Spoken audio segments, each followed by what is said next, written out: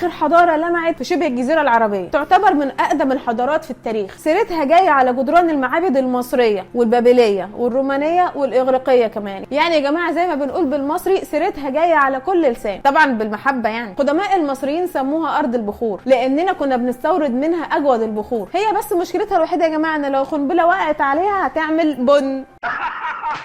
بيس يا مان بيس يا جماعه سوري محدش يعمل بلوك. يعني انا قصدي طبعا ان احنا كلنا عارفين جوده البن اليمني، يعني حتى هو اسمه كده البن اليمني. اي حد عايز يعمل ثروه طائله في اي مشروع يروح عامل مشروع يسميه البن اليمني ويبيع فيه بن يمني. وفي يا جماعه خلي بالكم يا جماعه، لازم اقول لكم على حاجه، اوقات برضو انتوا بتيجوا مثلا تشربوا بن يمني يبقى مكتوب كده وتلاقوا طعمه مش حلو، ده بيبقى حد مزور فيه يا جماعه. اعرفوا لو البن اللي انتوا بتشربوه طعمه حلو وكواليتي عاليه جدا يبقى هو ده البن اليمني. اليمن يا جماعه هو اصل البن في العالم كله عموما. سيبك من اللي يقول لك بقى البن اصله برازيلي ولا البن اصله اثيوبي، البن اليمني هو الاصل والباقي تلاميذ في الفصل. والسر ورا تميز البن اليمني يعني وطعامته انه بيتزرع في اماكن معينه في اليمن، واشهر انواعه الاسماعيلي والحرازي والمطري والحيمي يا جماعه. يعني بصراحه هو يعني كل انواع البن الحلوه جدا موجوده في اليمن، انا مش عارفه احصرها. يعني احنا ممكن لو قعدنا مثلا ساعه كمان السينما مش هنعرف نخلص انواع البن اليمني. الحضاره اليمنيه في بدايتها واجهت تحديات كبيره، اكبرهم ان هم عايشين في بيئه صحراويه قاسيه جدا، لكن بالرغم من كده قدروا انهم يتغلبوا على التحدي ده. لو اتكلمتوا مع اي حد دلوقتي عن اليمن يقول لكم ان هم ناس معروفين بالشده، يعني بيعرفوا يتعايشوا رغم اي ظروف. يعني وعلى يدكم دلوقتي يعني اللي بيحصل، وبالرغم من كده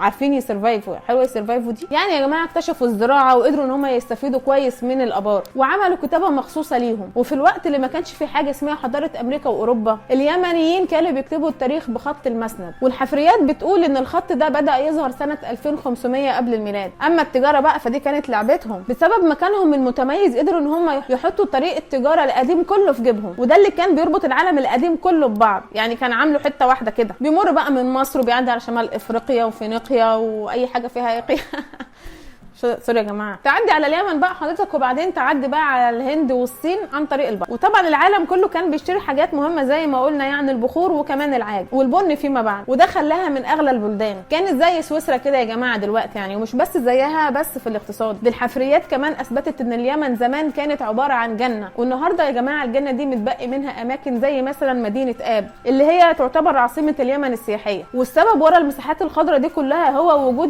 ميه الامطار والابار بكثره، وده بسبب استغلالهم الذكي جدا لميه الامطار والابار، لانهم بفلوس التجاره اللي كانت بتدخل لهم عملوا سدود كتيره جدا. يعني من اشهرهم يا جماعه زي ما خدنا في الدراسات الاجتماعيه، سد ايه بقى شطار؟ سد ايه بقى المشهور؟ ايوه لا مش هقول، خليهم بقى هم يقولوا في الكومنتات عشان يقدروا ان هم يعني يحجزوا ميه المطر دي اللي بتروح على الفاضي ويقدروا يستفيدوا منها. ممالك اليمن عملوا طفره في انظمه الحكم، وعملوا نظام بيشترك فيه في الحكم كذا واحد. وخلوني يا جماعه اقول لكم ان ده نفس اللي بيطبق دلوقتي في سويسرا. سويسرا فيها تقريبا 7 أو 8 رؤساء. يعني تفتكر بقى السينما دي فعلا معناه الكلام اللي احنا بنقوله ده صح بقى؟ ممكن يكون السويسريين اصلهم يمني برضو فعلا، بس مثلا هم سافروا يا جماعه وراحوا مناطق اوروبيه كده، فشعرهم بقى فتح بقى وعينهم متلونت. ممكن لا دي نظريه عظيمه. يعني ممكن تلاقي ملك، تلاقي ملكين، تلاقي 10 ملوك، انت ونصيبك بقى على حسب انت اتولدت في انهي فتره زمنيه. عندهم ملك اسمه عم يسعنبت او عم يسعنبت، يعني برضه يا ريت توضحوا لنا التشكيل في الكومنتات طبعا، عشان انتوا بقى اصل العرب يا جماعه، فاكيد برضه انتوا هتبقوا ايه عندكم بقى ايه ترشدونا بقى في الفاصله والضمه والشرطه وكده. وكان مشترك معاه في الحكم اخواته الاثنين وباقي قرايبهم من الدرجه الاولى. يعني يا جماعه بالرغم ان العيله كلها بتحكم، بس دي برضه ما كانتش تعتبر ملكيه، هو برضه كل حد كان بيعمل حاجه ببساطه كده، اي حد بيفهم في حاجه بيمسكوها له، مش زي يا جماعه يعني في دول كده اللي مش بيبقى فاهم حاجه بيمسكوها له. والحقيقه يا جماعه يعني زي ما انتوا شايفين ان علاقتنا باخواتنا اليمنيين رغم البعد الجغرافي الا ان يا جماعه بحبهم حب دول روحي روحي روحي روحي. العلاقه دلوقتي برضو بكل المحبه والود ما تختلفش كتير عن زمان. يعني يا جماعه مثلا الملكه حتشبسوت طبعا كانت مجنونه كده، مجنونه، كانت كل يومين تقول يا جماعه يلا بينا، تروح مكلمه الواد الطيار تقول له لا طبعا ما كانش في طيارات يا جماعه، يعني كانت تاخد بقى اللي هو يعني المسؤول عن السفينه، يعني تقول له يلا يا ابني اطلع،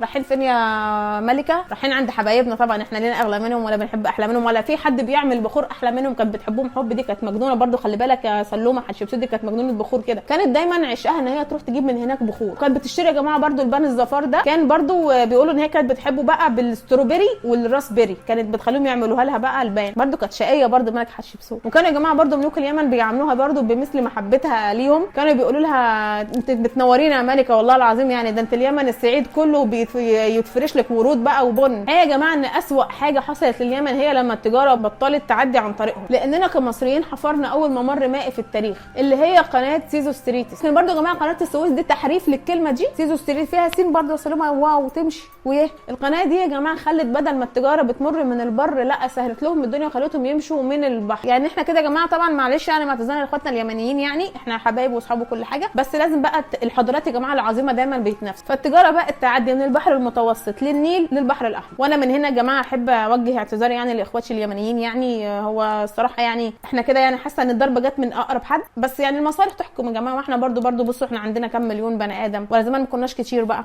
يا جماعه. يعني برضو المصريين من زمان برضو عارفين ان كانوا بيخلفوا كتير، فعايزين ناكل العيال، لازم برضو نقعد بقى ايه نعمل بقى ابار ونعمل بقى قنوات جديده. يعني لو تلاحظوا ان احنا برضو لسه عاملين من قريب برضو قناه سويس جديده. يعني احنا دايما كده بنحب، احنا عاشقين يا جماعه للانجازات. وبعدين يا جماعه يعني ما هو بعد فتره برضو القناه دي اتردمت واتنست برضو والتجاره رجعت لكم تاني. يعني برضو احنا ايه خدنا معلقه من الطبق الكشري. ما تنسوش يعني يا جماعه برضو ان اكتشاف البن بقر ده وزراعته عندكم يعني خلاكم تعملوا فلوس قد كده، يعني اللهم لا حسد او بحسد. يعني الحقيقه يا جماعه زي اي حضاره عريقه يعني وبتكون مطمع للغزاة، طمعوا في بخورها وبنها وكانوا بيحسدوهم على السعاده اللي هم فيها، لدرجه ان ايام الامبراطور الروماني اغسطس اتحركت حمله بقياده القائد ايلوس جاليوس. وهنا يا جماعه خليني برضو يحضرني سؤال، احب اسال برضو لو حد عنده معلومه. دلوقتي الملك ده مسمى اغسطس، هل هو اللي متسمي على شهر اغسطس ولا هل مثلا هو كان له دور في اكتشاف شهر اغسطس؟ يعني يا ريت تفهمونا برضو، حد يوضح لنا الحته دي. لو في ناس من الدرس دول بقى يبقوا دارسين جغرافيا استروما ولا تاريخ بقى اللي جاوبونا. الحمله دي يا جماعه كانت مكونه من اكتر من 10000 مقاتل. تخيلوا يا جماعه اكتر من 10000 مقاتل وبيفطروا كرواسون، يعني داخلين بقى على صحراء وعلى جفاف، يعني جاي من الكرواسون ومن البيتي بان والسالون باتيه ولا الباتون ساليه، وداخل بقى في القشف المقطع ده. اللي حصل ان هم بمجرد ما دخلوا في حدود اليمن بداوا بالمعاناه بقى، اللي عايز بقى يفطر واللي عايز بقى الايس كوفي واللي عايز الكوفي ميكس بتاعه. فيعني كانوا بيقعدوا يكلموا بقى القاده بتوعهم يقولوا لهم احنا عايزين نفطر بقى، عايزين طب عايز تفطر ايه بقى يا خوليو ولا يا انطونيو ولا اي حاجه بقى، ما اكيد يعني اسمه كده كأني بقول سين صوت كده. ده غير يا جماعه ان مداخل ومخارج الصحراء اليمنيين بس هم طبعا اللي هم ليهم خبره فيها يعني بلدهم. ده غير بقى ان في مقاومه طبعا طلعت ضدهم. فرجع القائد بحسرته هو والجنود بتوعه على بلادهم تاني وهو شايل خيبته، وبعدها جاله اكتئاب ومات. اليمنيين يا جماعه مشهورين برقصه اسمها رقصه البرعه. دي حاجه كده يا جماعه يعني زي ما احنا بيميزنا مثلا الرقص اللي هو بالحطابه ده بالعصايه والكلام ده بتاعنا في الصعيد بقى. والرقصه دي موجوده في اليمن من الاف السنين. في الاول ما كانتش رقصه عاديه، يعني كانوا بياخدوها كانها انذار، معناها ان في مهاجمين داخلين علينا دلوقتي، فلازم بقى تتجهز بقى وترفع خنجرك بقى عشان هتدافع عن ارضك. انما دلوقتي الرقصه دي بتترقص في المناسبات يعني وبيترقص فيها بالخنجر زي ما انتوا شايفين. فلو انت على الله حكايتك يعني ما تعرفش تمسك المقص بلاش تجربها، عورت نفسك أنا آسف. عارفين بقى يا جماعه احلى حاجه في اليمن اللبس اللي بيلبسوه واللي بيسموه الزنه، وهم بقى لابسين العمامه على الراس بقى والخنجر اللي على الجنب. المطبخ اليمني يا جماعه يعني هنحاول نختصره في 8 كلمات بس: المندي والجلمه والفحسه والهريس والمدفون والحنيز والمعصوب والمصبي. معلش لما في حاجه برده كمان اسمها العريكه، دي برده انت ما قلتهاليش بس انا بحبها قوي. يا ريت يا جماعه برده في الكومنتات تقولوا لنا بقى، عايزاهم يقولوا لي بقى في الكومنتات يا سلمى بقى، مش كل شويه تكبتني كده، تقولوا لي في الكومنتات يا جماعه طريقه عمل العريكه. اما العيش بقى يا جماعه ده بقى حاجه خطيره جدا كده، ممكن تاكلها حاف. سلام بقى يعني لما بعد ما تدبها كده تروح حابس لك بقى بكوبايه شاي عدني، مش هتعوز حاجه تاني من الدنيا كده. والمناطق الاثريه يا جماعه زي ما احنا قلنا طبعا ان هي حضاره عريقه، فما فيش اكتر من الاماكن الاثريه هناك. ده غير كمان ان هم كل يوم بيكتشفوا اثر جديد وبيكشف اجزاء بسيطه بس من الحضاره. اشهر حاجه عندهم عرش بلقيس، وده عباره عن معبد سبئي بيتعبد فيه القمر، واتبنى يا جماعه قبل الميلاد في القرن الخامس او السابع في الرينج ده. ولو انت عايز تمتع عينيك كده يعني وتشوف حاجات حلوه لازم تروح مدينه صنعاء القديمه، ودي واحده من اقدم المدن في العالم كله، وكانت عاصمه لليمن في القرن الرابع قبل الميلاد. وحاليا زي ما انتم شايفين يعني مبانيها مبنيه على الطراز اليمني الاصيل. ده طبعا غير القلاع الكتير اللي هتشوفها في اليمن، ودي كانت بتتعمل علشان تحميها من المستعمرين، زي قلعه القاهره وقلعه تعز وقلعه سيره وردان. هنا يا جماعه في سؤال بقى اللي انا سالتكم عليه برضو، في بقى كثره الاقاويل في المنطقه ده. ايه بقى اللي خلاهم يسموا اليمن السعيد؟ الاسطوره بتقول ان هي اتسمت سعيده يعني بسبب المطر والوديان والارض الخصبه، وبيتقال ان الروم هم اللي سموه كده، وبيتقال برضو ان الاسكندر هو اللي سماها. فانا يا جماعه يا ريت يعني اخواتنا اليمنيين في الكومنتات برضو يجاوبونا على السؤال ده. ده اولا. تاني حاجه يا ريت برضو لو انا غلطت وانا بنطق حاجه او انا بقول كلمه غلط او كده يعني اعذروني. جل من لا يسهو. كل الحب وكل الود لكل اليمنيين.